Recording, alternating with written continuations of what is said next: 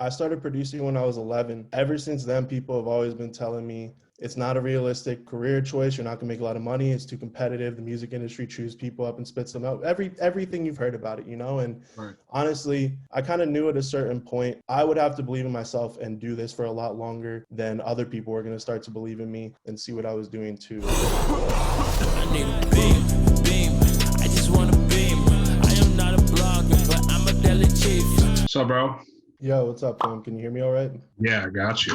All right, perfect. Nice to meet you, by the way. Thank you for having me. Well, man, thank you for taking the time. Starting off, how old are you and where are you from? So I'm 22. I was born in 98 and I'm from Baltimore, Maryland originally, but I also studied music business in New Orleans for 4 years before coming to LA to work with internet money. So I kind of consider myself to be from both places. Were you in college for that? Yeah, I was studying at Loyola University of New Orleans for music industry studies, bachelor's of science. And I ended up getting signed, started my last semester in Corona and everything. I didn't quite finish up just yet, but a couple classes to go. So yeah, that's not shit. And it's a good interruption, if you will. So no, I mean, it's literally what I went to school to get to. I've wanted to be internet money for so long. So oh yeah. So music has always been a pretty active part of your life, you'd say? I would say it has been for me, and more specifically, my family split up when I was about 6 years old. And I used to put all my time into sports. I played soccer and basketball and baseball.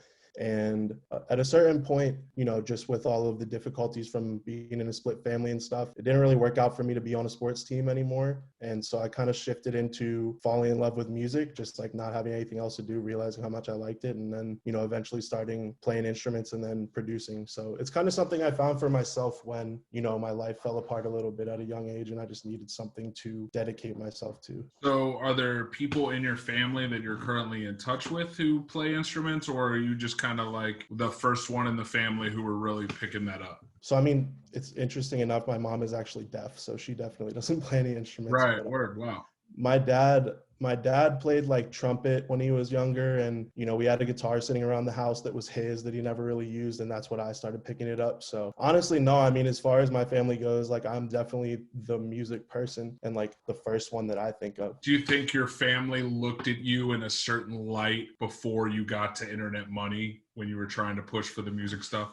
Do you think there was a lot of doubt, or just even friends around? Did people kind of look yeah, he's just doing it, but we'll see what happens, whatever. Yeah, I mean, I started producing when I was 11. So ever since then, people have always been telling me it's not a realistic, career choice. You're not gonna make a lot of money. It's too competitive. The music industry chews people up and spits them out. Everything you've heard about it, and right. Honestly, ever since, like I said, I was 11 years old, just starting out. And so it was I kind of knew at a certain point, I would have to believe in myself and do this for a lot longer than other people were going to start to believe in me and see what I was doing too. So it definitely took them a very long time to understand it. I still don't think they completely understand, right. Exactly what I'm doing, but I think they know that I'm okay, and I'm supporting myself and making moves. So, I guess they're proud and they kind of get it now. Yeah. I mean, bro, you're 22. You have a very long way and a long road ahead of you. Yeah. I mean, hell, it feels like I'm old these days because, the industry's getting younger and younger, but you're right. I am only 22. I definitely have plenty of years left to go and I intend to use them very well. Do you remember a specific point in your career where you were okay, this is the point I'm going all in? If this doesn't work out, it's got to work out type shit? Honestly, I kind of just always felt that way ever since I discovered my passion for music.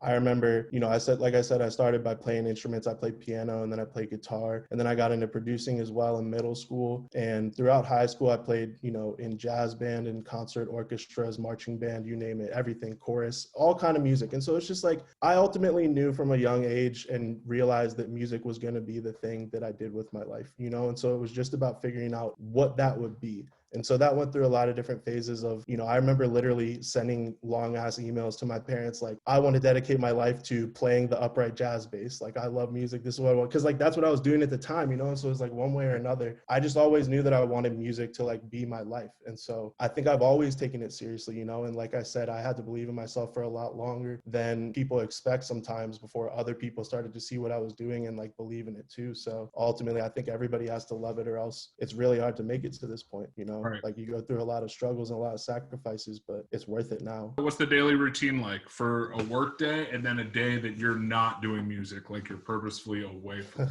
Or are there even days that are like that? Yeah, and I mean that's that's the tough part because I'm working basically every day, one way or another. But I mean, generally I work on a lot of stuff at the Internet Money House. A lot of days, most evenings we'll have studio sessions at actual studios in LA. I would say normally a day for me, on a busy day, I normally am up in the morning. I do, music business consulting with a lot of upcoming artists and producers. And so that's a big part of my business as well that I like to, keep up with, and it keeps me sharp. And I know I help a lot of people. So I usually do that like every morning almost. And then in the afternoons, I'm generally working on tracks with any of our artists or producers that are around the house, and then head into the studio almost every evening. So that's a pretty normal day for me. And like I said, I mean, that's literally most days, like, 7 days a week, holidays, whatever. That's pretty much always what we're doing. But I guess on a day off, on a rare day off, usually just hanging out, smoking with the crew, playing Xbox, like normal shit, Right. It's good to just like kind of disconnect from music for a day sometimes and just do normal fun shit.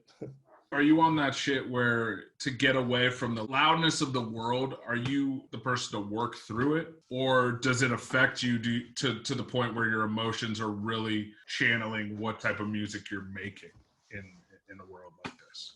Honestly, I mean, I feel like my emotion definitely goes into music, but at the same time, I work on a lot of different styles of music. I mean, even right now, I'm working on rap stuff, I'm working on pop stuff, I'm venturing into like kind of electronic stuff as well. And so one way or another, I definitely have had to train myself out of only being able to make the kind of music that I'm feeling, because sometimes it's not just about what I'm feeling, but what other people could be feeling, or maybe what I felt in the past that I don't feel now. That's a big thing too. Like, I definitely don't feel as emotional or sad as I used to in the past, like struggling, coming up, really trying to figure this shit out. And so it definitely makes a difference in like how my emotions come out in the music I make, but I can still remember that time and like resonate with those feelings that I had. And Right. So, I don't think we ever lose that. And so as long as that's still there, I definitely think that comes out in the music that I make as well. Rank these three: Ableton, FL, or Logic. So I would say personally, and this is coming from someone who's used Ableton for like 10 years and only FL for like a year. FL is my favorite for making beats. I think the sound, the workflow, the tricks, and the simplicity of it, to me, are just the best that I've used. I think Ableton is really good for time stretching and, working with live sound, different type of stuff like that. Logic, I really only like to use for recording and engineering, like mixing and mastering stuff. And so, I mean, for that reason, at least for me, I would say like my ranking in my daily uses is FL, Ableton, and then Logic. But it really just depends like what you need them for. Like I said, I kind of use different ones for different things primarily. I'm pretty sure Rio said the same thing. I think he was Ableton. Yeah, and I mean, that's because that's literally who I'm working on most of my stuff with on a day-to-day basis. So we're kind of like in the same boat. What are your favorite sessions that you guys have like cooked in? Any like memorable times where you're like, wow, I'm really doing this, or this artist is special as hell? Yeah, I mean, if that was with Tux or Spirit or whoever that may be. There's definitely been, plenty of those here at Internet Money, with working with everybody that I always looked up to and wanted to work with. Also always working with our artists is a pleasure. But I mean, outside of that, and just thinking about like, the bigger stuff, sometimes I would say making a beat with Marshmello in the studio was cool. Being in the studio with Trippie Redd is cool. Making a song in the studio with Lil Mosey, Ian Dior, like honestly, just all kind of people like that, to be real. We have a lot of different opportunities. So I just, like I said, I go to the studio almost every night. Right. It seems like pretty regular to you at this point.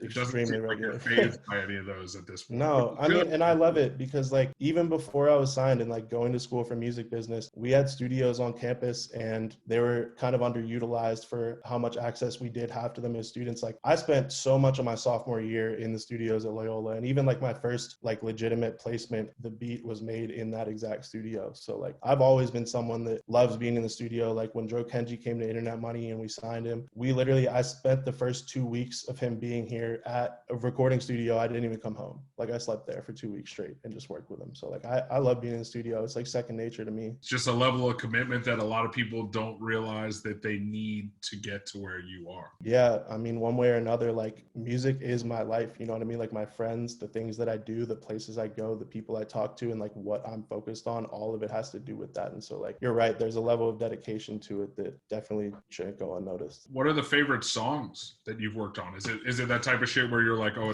these are my children, I can't pick those, even though everybody really does deep down have their favorite? I mean, no, I definitely would say, for one, Lil Spirit's next single, Forever, that's about to be coming out next month. And that's going to be my industry debut. Not only, I've been producing, but now as a songwriter as well. And so that's going to be big for me. Big writer credits. Yeah, that's a big one. And I'm executive producing and co-writing his entire project, so like I'm with Rio. So, we're working on a lot of stuff like that. But that song is a favorite for sure. I think that one's going to go crazy. Like, we're so excited about that. I would say Blowing You Down, Dro Kenji and Ty Fontaine. Special moment for me just because I was there when it was made. It's my beat. Andy shouts me out on the song. So like as a producer, it's kind of cool to hear the artist like shout you out on the song type shit. And just, obviously seeing all the people that really fuck with Kenji's music and that song actually getting out to so many people like felt really good for me. Like it's a very special song to me. I would say other than that, it's like the songs that are the most special to me, I can't discuss yet, but I'm definitely really excited for everything that's coming this year. Like there's already a lot of stuff scheduled for this year for me. So I'm just, really looking forward to everything.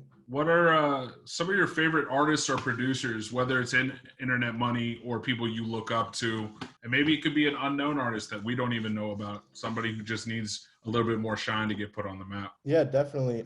So I would say for starters, obviously with internet money, like everybody here, especially, of course, like I said, I've been working with Spirit a ton. I've worked with Kenji a ton and like when he came out and stuff. So there's always going to be a special bond there. Obviously on the producer side, like I said, Rio is my boy. That's my brother. So we work on so much stuff and that kid's about to be the future. So, I'm excited for him for sure. I would say outside of internet money, like I listen to a lot of Summers and Autumn. I know a lot of people are into that. Like I'm into that kind of stuff, which like that really like weird, like futuristic kind of SoundCloud music. I like getting into that. And I like people like Deco and Yame, like that type of stuff, some of the hyper pop scene, obviously like Eric DOA and Glaive, Sebi, of course, all of those guys too. I just always try to find like a lot of different music and like, I feel like I never even listened to the same stuff for very long. With you only being 22, what's kind of the farthest back in music that you have touched on in your life? I was always into a lot of different music as a kid.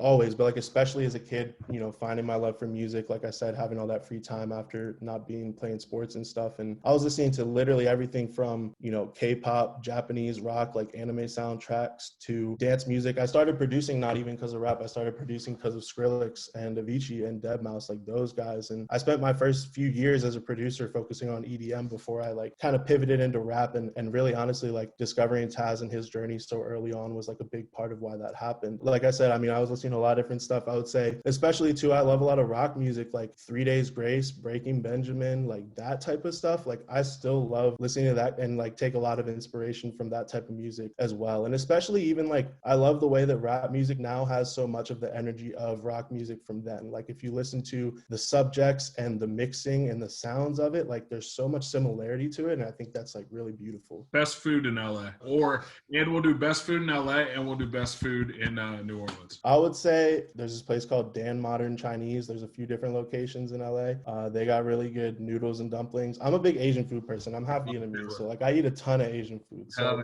like Dan Modern is good. Fucking shout out Noodle World Junior. That place is fire. They got crazy boba shakes and stuff, and I love that. Like, Noodle World Junior South. Noodle World Junior is fire. Meat on Ocean is fire in Santa Monica. Like can't go wrong with a filet and lobster tail sometimes. Like that shit's fire. Yeah. And Sweet Chick got the best chicken sandwiches in LA. I'll put that down. I know Taz is a big Sweet Chick proponent as well. The Sweet Chick did they do hot chicken? Yeah, so they have like original chicken sandwich. They got the Nashville hot, and they got I think like a buffalo chicken sandwich. So you got options. What about New Orleans? Are you a po' boy guy, or was that kind of your play thing? I love Cajun food for sure. I'm a huge gumbo and like etouffee and jambalaya, po' boys of course, like fried pickles, all that shit. Boudin. Like I said, I lived there for 4 years. I'm a big food person. New Orleans is a big food city. I was all over that for sure. So. What would a message to a younger you be? Maybe like 15 years old, or any part in your life where you wish that you could have tapped in and been like, hey, bro, it's going to be all good. Just keep doing what you're doing. Don't fumble the football and stay focused. I would really just say, and I know a lot of people say this, but I think one of the biggest lessons and things that I've recognized is to just really like embrace working at your own pace and find validation in the progress that you make. Don't look for it from other people. Like I said, you're going to spend a lot longer than you might expect before other people are going to show you the recognition or the support that you might already deserve. One way or another, like you just got to focus on, taking a step forward every day so that a year from now you aren't in the same place. I got to the industry and always thought that I always spent my whole life thinking that I was so behind everybody else and that I needed to go harder or learn how to do this and that or learn how to do, you know, this other thing that people are doing that I don't even know about. And like, I end up getting here and realizing that there's a lot of people that honestly, one way or another, didn't dedicate themselves to it that much to where like I was in a much better position than I thought, you know? And so it's just like I said, like me just focusing on my own pace, you know, it took me, like I said, 10 years to get here, but everything is working out so well and like really just getting into it and it's all going smoothly. Like things are really turning up. I have a lot of huge stuff going on that, you know, even in the past month has just, you know, come up and stuff like that. So it's just